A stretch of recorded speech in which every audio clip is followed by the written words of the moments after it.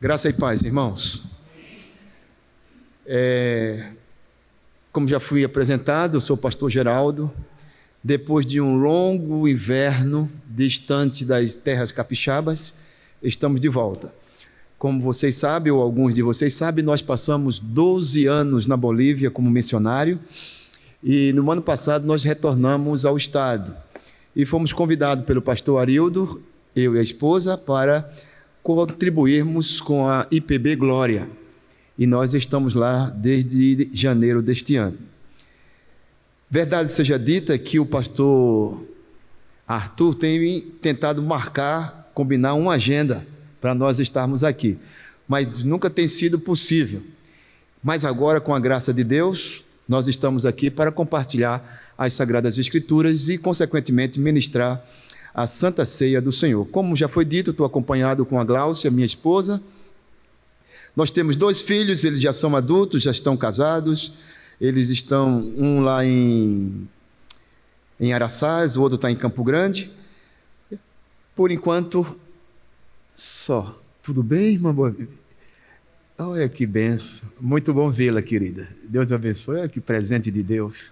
Amém. Abra sua Bíblia, por favor, em 1 Samuel, capítulo 17. Eu quero tratar com vocês sobre os aspectos missionários.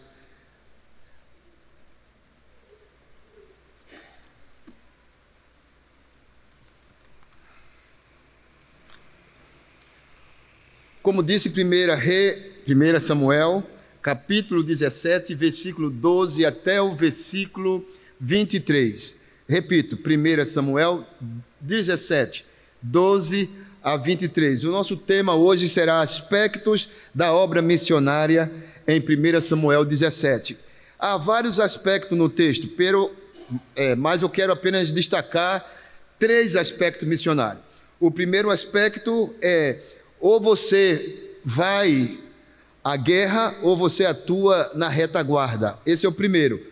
O segundo aspecto é a importância de visitar o campo. O terceiro é a dor de quem vai à frente. Então, esses 3 pontos eu quero deixar com vocês, conforme o texto de 1 Samuel, capítulo 17, versículo 12 a 23. Acompanhe comigo a leitura do texto.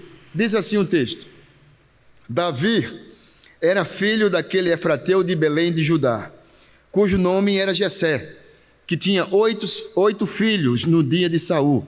Era já velho e adiantado em anos entre os homens. Apresentaram-se os 3 filhos mais velhos de Jessé a Saul e o seguiram à guerra.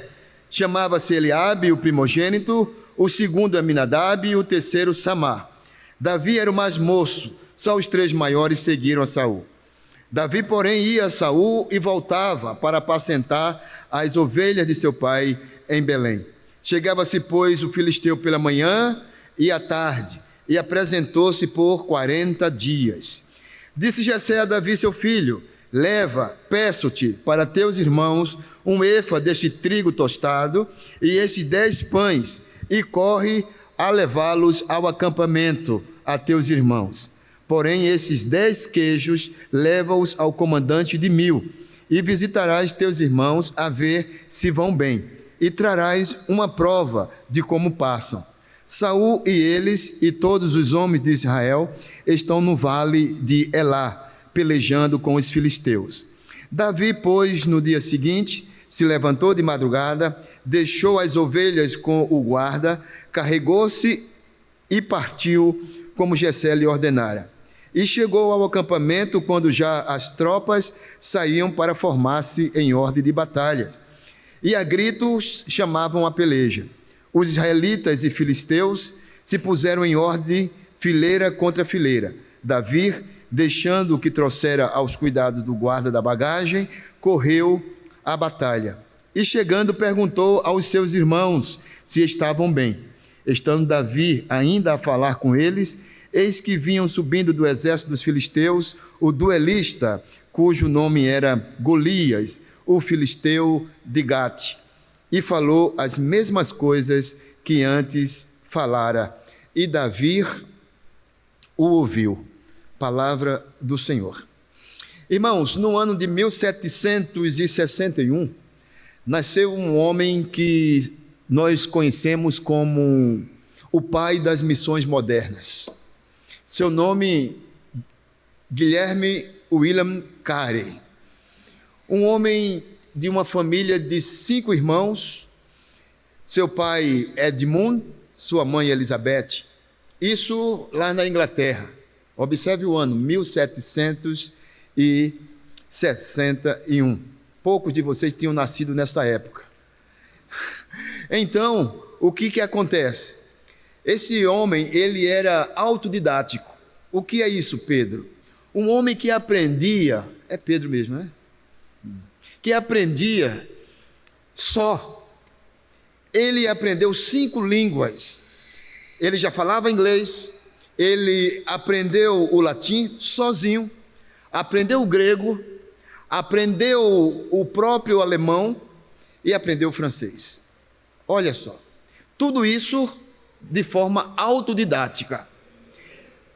Filho de uma família pobre, mas desde o princípio foi chamado por Deus para ser um grande homem. Não em estatura, não em posses, mas diante dos olhos de Deus. Este homem, o qual nós conhecemos publicamente como William Carey, poucos o chamam de Guilherme William Carey, ou simplesmente William Carey. Esse homem então resolveu ser missionário. Mas antes dele ser missionário, ele aprendeu uma profissão que não é muito visada por muitos. Ele era sapateiro. Hoje, se você fazer uma pesquisa de Vox Populi entre os nossos jovens, provavelmente nenhum deles vai dizer assim: eu quero ser sapateiro. Muitos vão dizer: eu quero ser médico, missionário, nem tanto, pastor, muito menos. Querem ser médico, querem ser advogado, querem ser dentista, talvez até jogador de futebol. Mas William Carey foi levado por seu pai para aprender um ofício.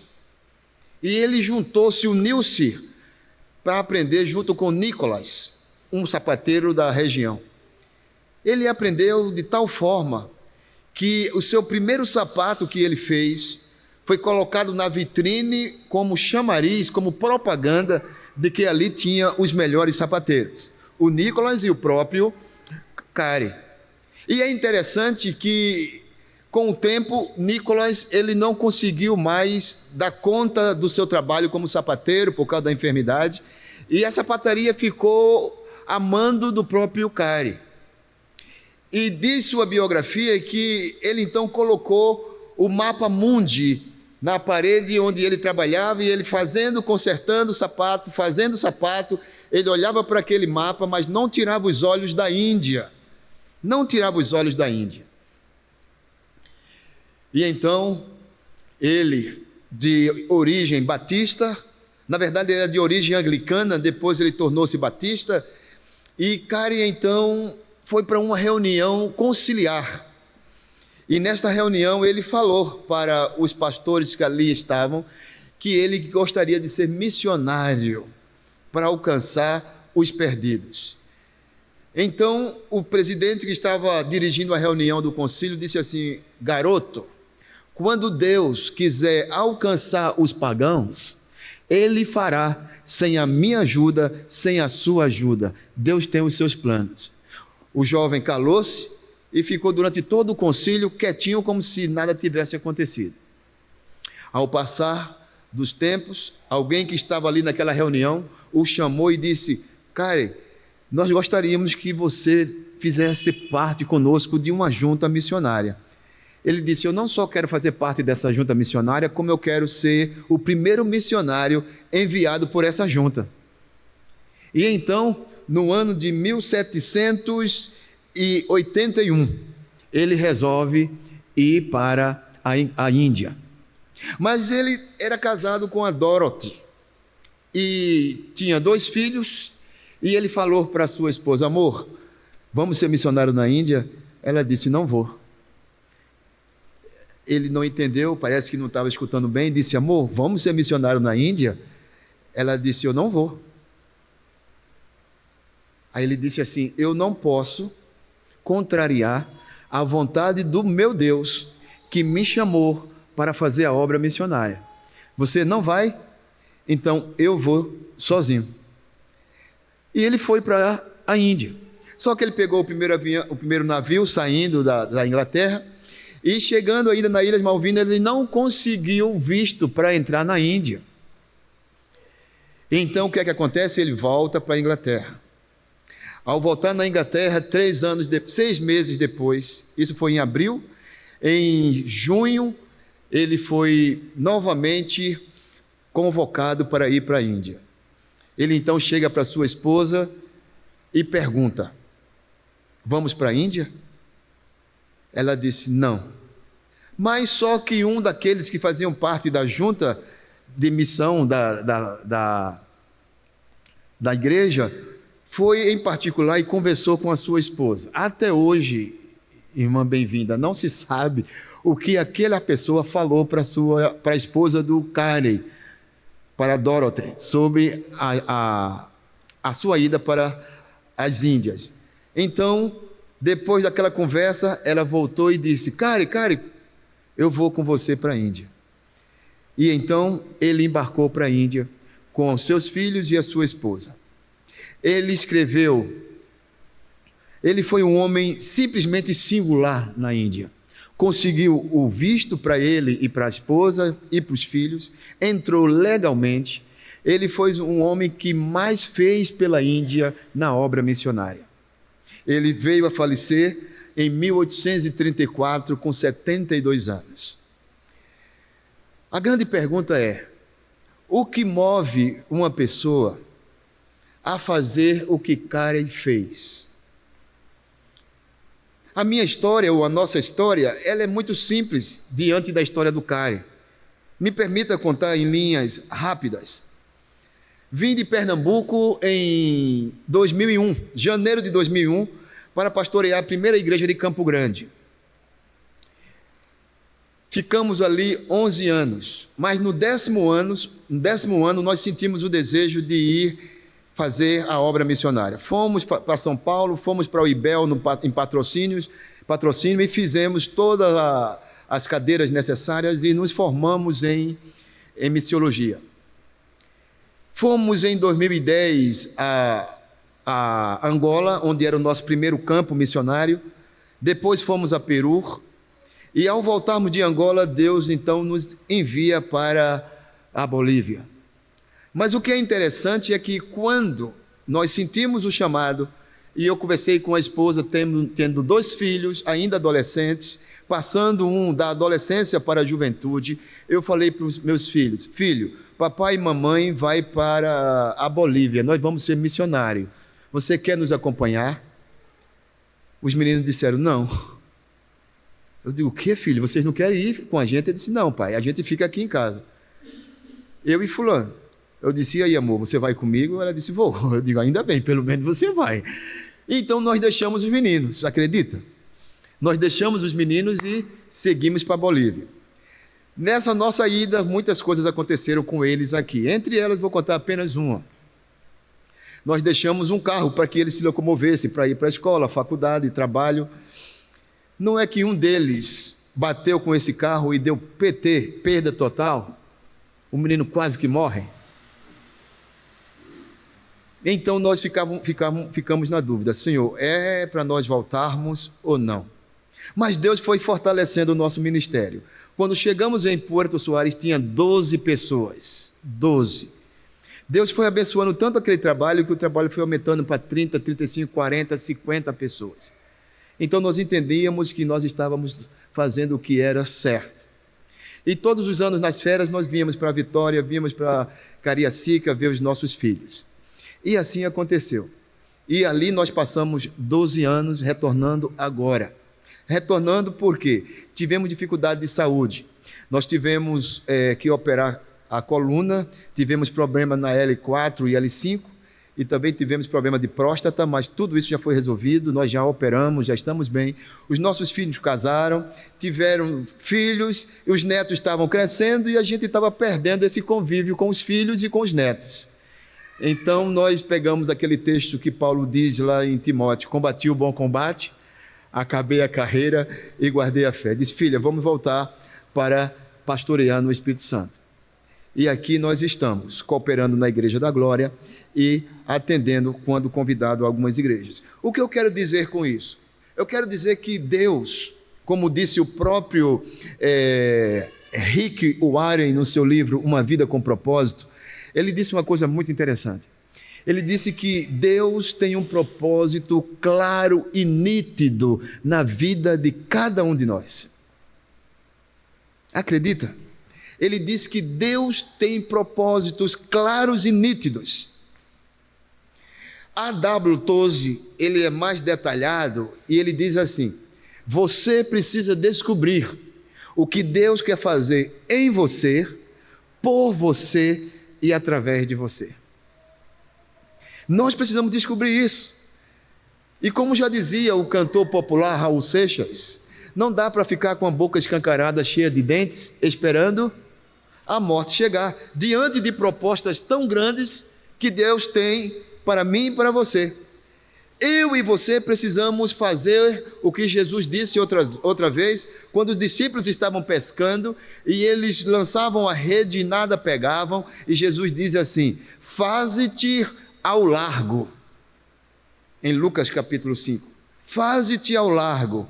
O que é fazer ao largo? É simplesmente ir em águas mais profundas. Às vezes nós estamos à margem daquilo que Deus quer fazer na minha vida, na sua vida. Então, eu e você precisamos entender que precisamos de algo mais profundo. Deus quer fazer algo sobrenatural nas nossas vidas. Deus não quer simplesmente que você casa, trabalho e não se envolva com o grande projeto dele, que é alcançar os seus eleitos espalhados em toda a face da terra. E então, como introdução, e passando agora para o primeiro ponto, não quero ser largo nem cansativo, senão eu não retorno, não é? Não chama aquele pastor não, que ele fala demais. Então, eu vou para o primeiro ponto, que é justamente esse: vá à guerra ou atue na retaguarda. Ou seja, se você não pode ir para a obra missionária, se você não tem chamado missionário, se você acha que você não pode se comprometer com a obra missionária, então atue na retaguarda. Observe comigo os versículos 12, 13 e o versículo 17 do texto de 1 Samuel capítulo 17. Olha, versículo 12: Davi era filho daquele efrateu de Belém, de Judá, cujo nome era Jessé, que tinha 8 filhos. Nos dias de Saul, era já velho e adiantado em anos entre os homens. Essa é a primeira situação. Observe, talvez você esteja na mesma situação que Jessé. Você já é uma pessoa de idade, cansada, você já criou filhos, ainda dá uma grande parcela de ajuda aos seus netos, você tem sua casa, aí você tem ainda uma dificuldade de saúde, você diz assim: eu não posso ir ao campo missionário. Não dá para ir, pastor Geraldo. Sua história é muito bonita, a história do Cali é muito bonita, mas não dá para mim. Veja o versículo 2, versículo 13. Então, apresentaram-se os 3 filhos mais velhos de Jessé a Saul, e o seguiram à guerra. Chamava-se Eliabe, o primogênito, o segundo Aminadab e o terceiro Samar. Observe, ele não podia ir à guerra, mas os seus filhos poderiam. Eram jovens, fortes, robustos, espertos, podiam ir. Então ele não foi, mas os seus filhos sim. Agora observe no versículo 17, ele disse assim: disse Jessé a Davi, seu filho: leva, peço-te, para teus irmãos um efa desse trigo, aproximadamente 10 quilos, um efa desse trigo tostados e 10 pães, e corre a levá-los ao acampamento aos teus irmãos. Observe, Jessé não podia ir. Então ele faz o seguinte: eu vou atuar na retaguarda. Mas ele não pensa só nos seus filhos para levar o trigo e os pães. Ele pensa também no comandante. Observe no versículo 18. Ele diz assim: porém, esses 10 queijos, leva-os ao comandante de 1000, e visitarás teus irmãos, a ver se vão bem, e trarás uma prova de como passam. Então observe que coisa interessante.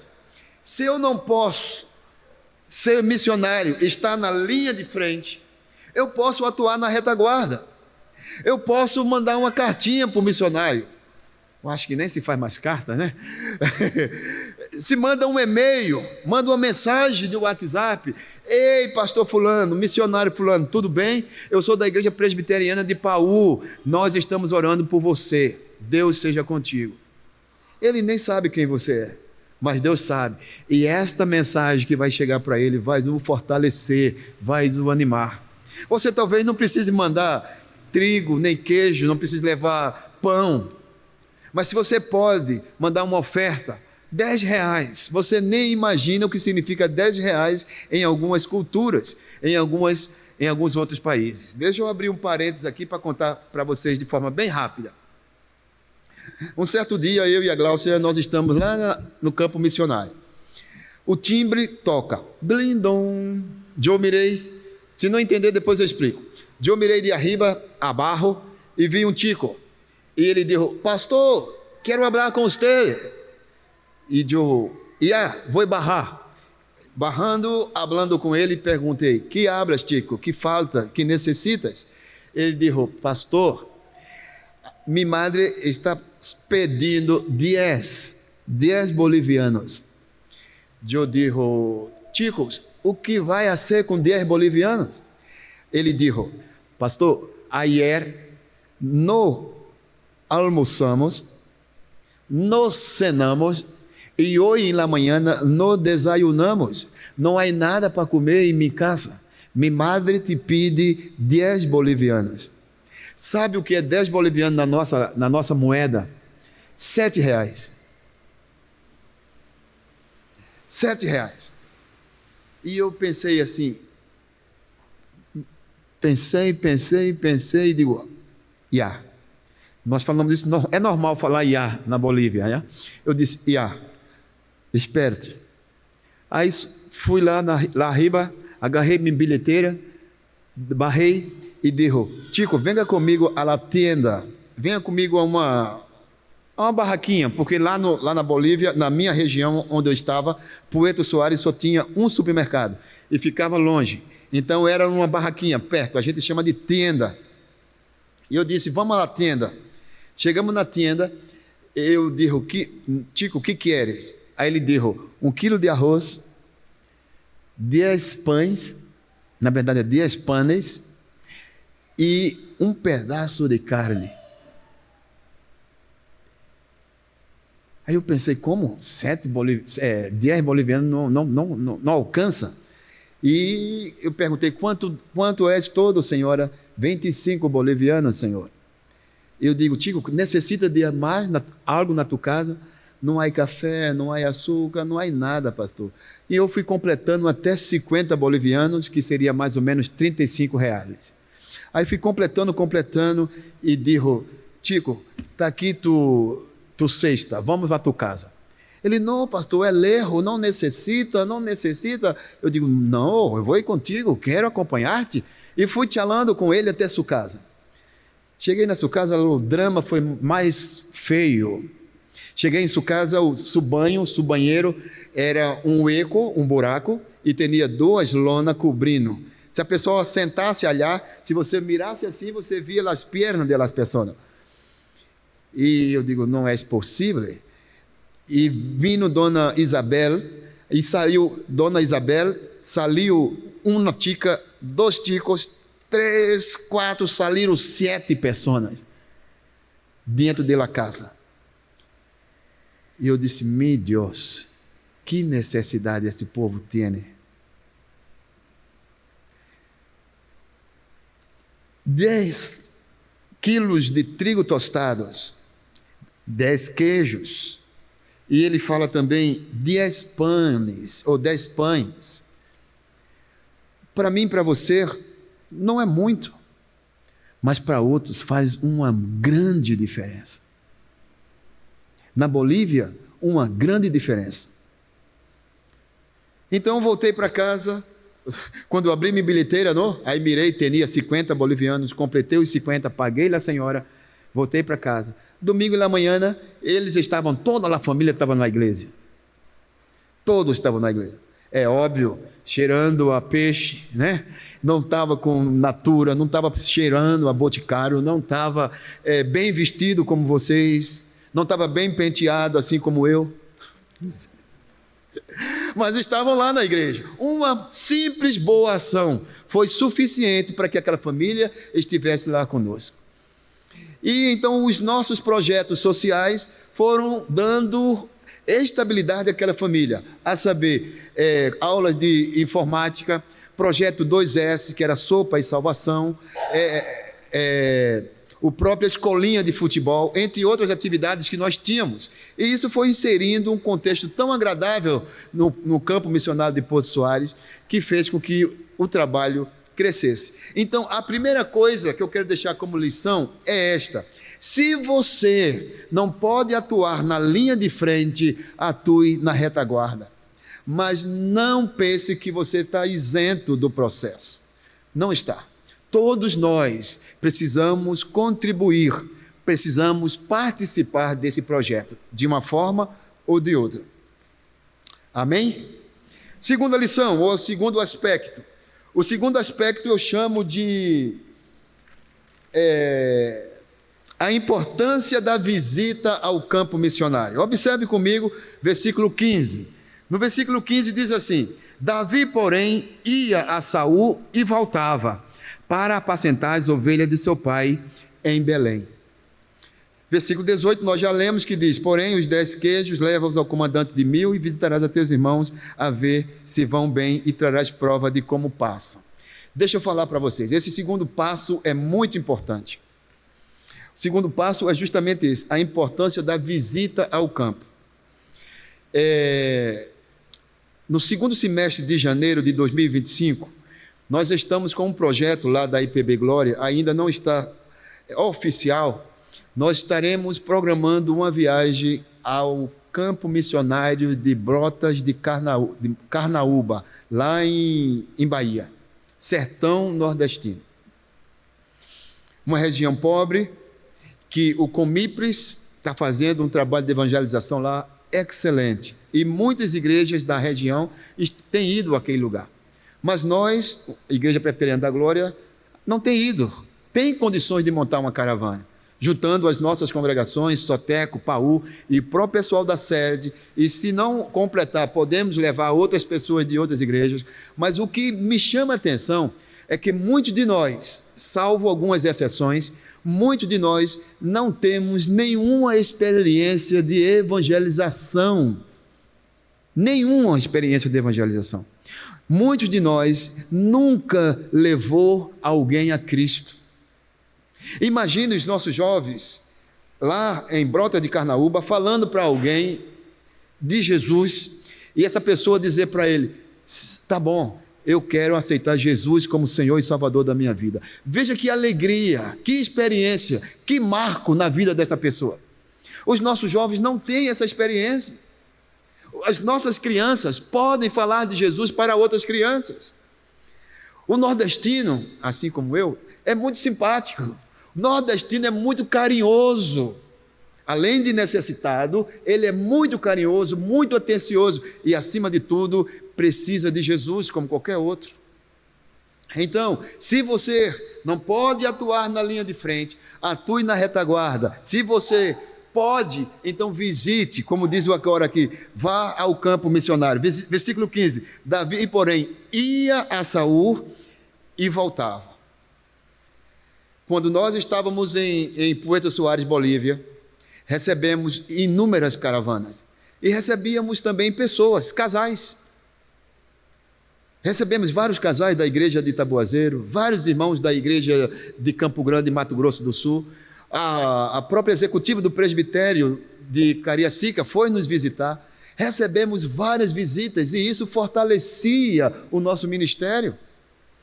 Então o que é que acontece? Você trabalha, você estuda, você tem as suas férias, separa uma semana das férias, vai à Bolívia, é perto, 2.700 quilômetros. Eu tenho a maior certeza de que o missionário vai te receber com toda a alegria. Para nós era excelente, Pedro, não precisar falar o castelhano. Quando chegava um brasileiro lá, nós outros falávamos assim para ele: mira, não vamos falar em espanhol. Não, pastor, eu quero tentar a minha espanhol. Eu digo: não, filho, por favor, nós queremos não esquecer o português. Então nós gostaríamos de falar de português. Nós falávamos para ele: estamos com saudade do pocá. Porque quando nós chegamos aqui de Pernambuco para aqui, para o Espírito Santo, a gente nem sabia o que era isso. Olha, pocô, não sei o que vai pocar. Eu disse: poxa, que isso aí é o quê? E a gente procurava no dicionário o que é pocar, não tem. E a gente estava com saudade quando chegamos na Bolívia. Então, é importante você visitar um campo missionário. Pega as suas férias, pega o esposo, a esposa, e diz assim: vamos economizar aqui. A gente esse ano não vai para Paris, esse ano a gente não vai para a Suíça, esse ano a gente não vai na Disney, não vai em Beto Carreiro World. Nós vamos aqui em Porto Soares, vamos aqui no Quilombo, seja em Conceição da Barra, seja aqui em Santa Leopoldina. Façam uma visita ao campo missionário. Vocês ficarão surpresos. Terceira e última verdade que quero deixar para vocês. Versículo 16 e o versículo 19. A dor de quem vai à frente, a dor de quem está na frente de batalha. Observe os versículos 16 e o versículo 19. Versículo 16. Chegava-se, pois, o filisteu pela manhã e à tarde. Apresentou-se por 40 dias. Versículo 19. Saul e eles e todos os homens de Israel estão num vale de Elá, pelejando contra os filisteus. Terceira e última lição: a dor de quem vai na linha de frente. Irmãos, em Porto Soares, uma população de... Quando nós chegamos lá, era 19 mil habitantes. Quando nós saímos, estava com 22 mil habitantes. Deixa eu dizer uma coisa para vocês. Uma região pobre, uma região rural, uma região onde não tinha empresas, não tinha indústria. O único cabide de emprego que tinha era a alcadia, que é a prefeitura. Na verdade, a gente nem chamava prefeitura porque era um lugar menor do que uma prefeitura, tá? Mas o nome em castelhano é alcadia. Lá nós não temos prefeito, temos alcade. Nós não temos vereadores, nós temos concejal, porque era uma região menor. E no castelhano também chamam assim. Mas deixa eu dizer para vocês, numa região tão pequena, tão sofrida, uma região tão pobre, 64, observe, 64 terreiros de Umbanda. Você sabe o que é terreiro de Umbanda? Eu não estou falando de mesa branca. Eu não estou falando de aquela mesa branca onde a pessoa recebe a entidade, como Chico Xavier, e escrevia alguma coisa e passava uma mensagem. Não, eu estou falando de baixo espiritismo, terreiro de Umbanda, aquele negócio de Xangô, de Ogum, Iemanjá. Você sabe o que é isso? Tinha vezes que nós passávamos nas encruzilhadas e encontrávamos galinha preta, encontrava velas pretas, garrafa de cachaça. Isso era muito normal. Numa região pobre, uma região sofrida.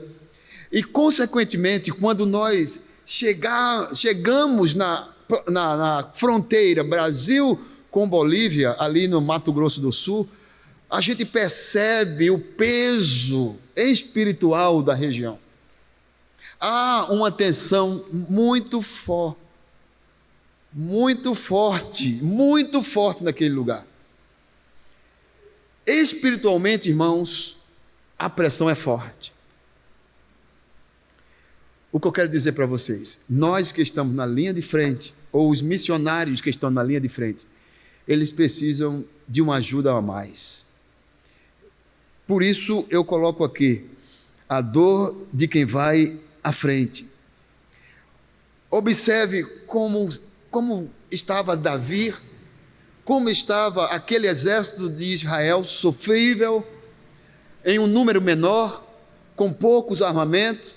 Saul, o rei de Israel, ainda que tenha toda a habilidade com a lança, com o arco, com a própria espada, não era suficiente para vencer Golias. E muitas vezes nós missionários nos sentimos muito diminutivo diante das guerras espirituais. As batalhas espirituais são verdadeiras, são claras. Os missionários precisam dessa cobertura. Por isso, no versículo 16, diz assim: chegava-se povo filisteu pela manhã e à tarde, e apresentou-se por 40 dias. As pessoas chegavam lá na igreja, pedindo. A gente queria dar, mas também não tinha. A gente queria cooperar mais, mas também não podia. Nós estávamos vendo a necessidade do povo. Povo escravo do diabo. Povo que era visivelmente sofrível. E nós não podíamos fazer muito. A dor de quem vai à frente. Mas deixa eu dizer uma coisa muito importante sobre algo que Deus colocou no meu coração quando eu e a Glaucia ali estávamos. Lembrei-me algumas vezes de John Knox, quando ele no seu quarto, muitas vezes, ali na Escócia, ele orava de joelhos, horas e mais horas, fazendo a seguinte oração: Deus, dar-me a Escócia, senão eu morro. Eu algumas vezes fiz essa oração em relação a Porto Soares, e eu acho que nós podíamos fazer esta oração em relação ao bairro de Paúr. Deus, dar-nos Paúr, senão nós morreremos. Nós queremos ter uma igreja forte, mas nós não estamos arregaçando as mangas para que essa igreja seja forte. Mas eu abro um comentário como nota de rodapé. Uma igreja forte não é uma igreja que tem um estacionamento grandioso, que tem vários veículos de várias marcas, de várias qualidades e de vários preços. Não é isso uma igreja forte. Uma igreja forte não é uma igreja que tem um valor estrambólico de ofertas e dízimo, onde o seu valor mensal alcança mais de 500, 600 mil reais. Não é isso uma igreja forte.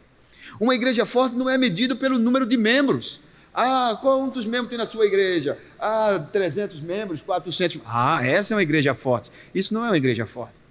Uma igreja forte é uma igreja que ora.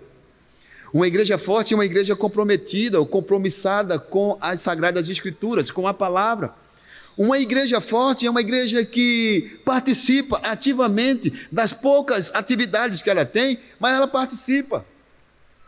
Uma igreja forte é uma igreja que é comprometida onde está localizada. Conta-se que veio um presidente ou um diretor da Jocum Belo Horizonte, um homem com quase 2 metros de altura, brancão. Ele foi transferido para Jocum, aqui no contorno, que nós chamamos Flechal ou Nova Rosa da Penha. Ali na base da Jocum, ele saindo naquelas ruas empoeiradas, ele encontrou uma pessoa, um jovem, que lhe perguntou: ei moço, o senhor não é daqui não, né? Ele disse: não sou. Mas você fala português? Ele disse: falo. Mas o senhor fala meio complicado, né? Falo mais ou menos. O senhor é de onde? Ele disse: eu sou dos Alpes suíços, eu sou da Suíça. O senhor fala quantas línguas? Ele disse: eu falo 6 línguas. ele disse assim: mas o senhor é lá daquele lado de lá da Europa e está fazendo o que aqui? Ele disse: filho, o melhor lugar para se estar é no centro da vontade de Deus. Não importa que seja lá na Suíça, não importa que seja nas ruas empoeirada de Nova Rosa da Penha ou Flechal, seja o que for, importa que você esteja no centro da vontade de Deus.